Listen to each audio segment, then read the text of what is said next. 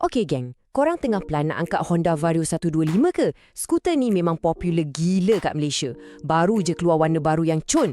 Tapi, ada satu tapi yang besar. Kat negara jiran kita, model facelift yang lagi canggih dah pun keluar. So, persoalan dia sekarang, patut ke korang beli je yang ada sekarang atau sabar sikit tunggu yang baru? Jom kita bedah siasat sama-sama. Okay, first thing first. Untuk pasaran Malaysia, Bonsiu Honda baru je bagi refresh dengan dua warna baru yang memang smart, matte blue dan juga blue.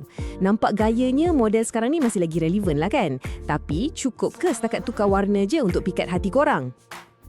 Ini dia soalan cepumas. Adakah warna baru ni green light untuk kita terus pergi kedai dan sambar sebijik? Ataupun sebenarnya ada udang di sebalik batu? Ada benda lagi best yang kita patut tunggu? Jom kita siasat. Okey. Sebelum kita berangan pasal model masa depan, jom kita berpijak di bumi yang nyata dulu. Kita tengok apa sebenarnya yang Vario 125 versi sekarang ni tawarkan. Kenapa motor ni laku keras kat Malaysia? Apa yang best sangat? Okey, bab harga. Dengan harga jualan rasmi sekitar 7,268, Vario 125 ni duduk dalam kategori yang kita boleh katakan mampu milik lah. Untuk ramai orang, terutamanya yang baru nak start pakai skuter moden, harga ni memang cun. Dan dengan harga tu, apa yang korang dapat? Bukan skuter kosong tau. Korang dapat smart key system, tak payah cucuk kunci dah. Ada port USB, senang nak cas phone masa ride. Ruang simpanan bawah seat pun besar dan ada combi brake system. Enjin dia pula 124.9cc liquid cooled.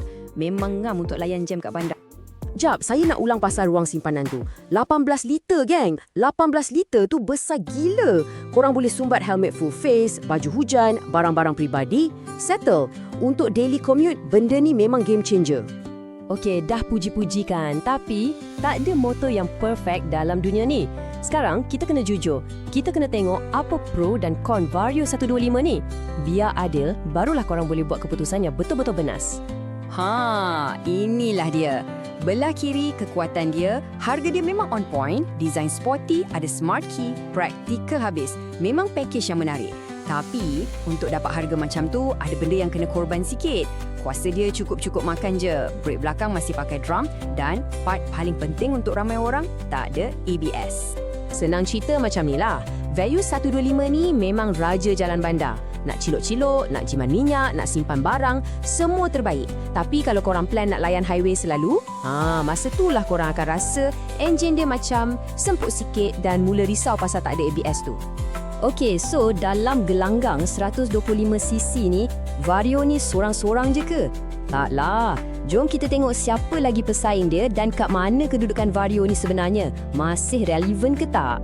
Bila kita letak semua atas meja, nampak tak? Vario 125 ni betul-betul duduk kat tengah-tengah, kat sweet spot orang kata. Dia tak semurah karisma 125, tapi dia bagi smart key. Dia tak sepower NVX 155, tapi harga dia jauh lebih mesra poket.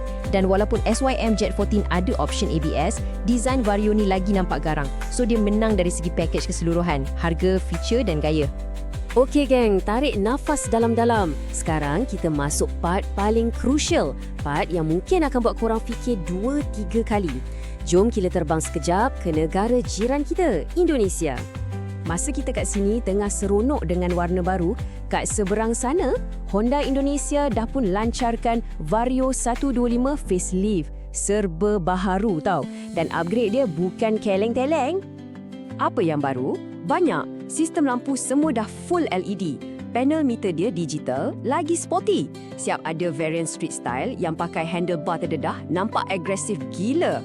Dan yang paling best, dengar cerita lagi jimat minyak sampai 51.7 km per liter. Ini bukan upgrade biasa-biasa. Ni major overhaul.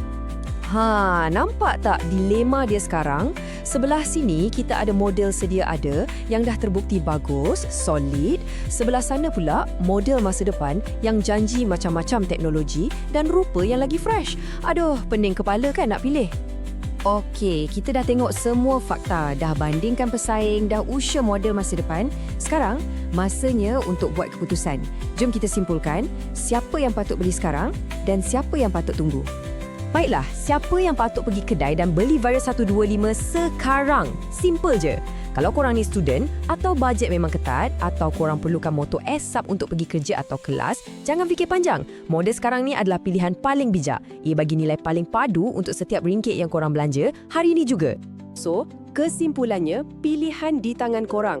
Nak pakej mantap yang dah terbukti praktikal dan berbaloi untuk hari ini, atau sanggup tunggu untuk janji teknologi dan gaya yang lebih canggih di masa hadapan? Jalan mana yang korang akan pilih? Fikir-fikirkanlah.